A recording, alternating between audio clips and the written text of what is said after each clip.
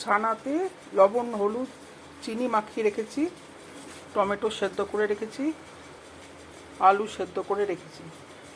ছানার ডালনা হবে। সর্ষের তেলের মধ্যে, গরম সর্ষের তেলের মধ্যে ছানাগুলোর বড়া দিয়ে দিচ্ছি।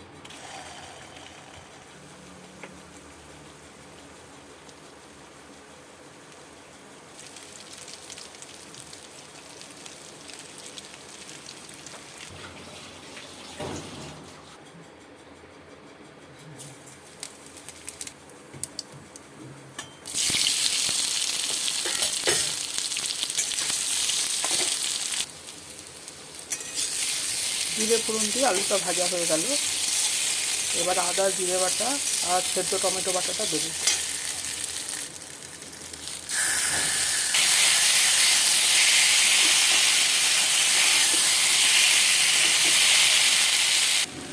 লবণ হলুদ, নিরামিষ তরকারি স্বাদ মতো মিষ্টি, একটু কাশ্মীরি মির্চ দিলাম।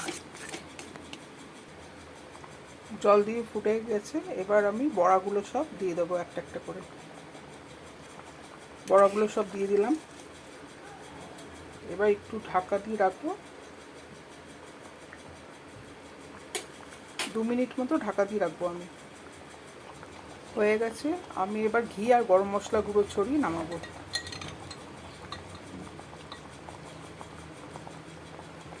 ঘি গরম মশলা গুঁড়ো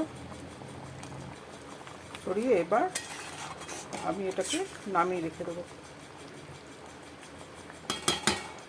নিরামিষ দিনে ছানার ডালনা।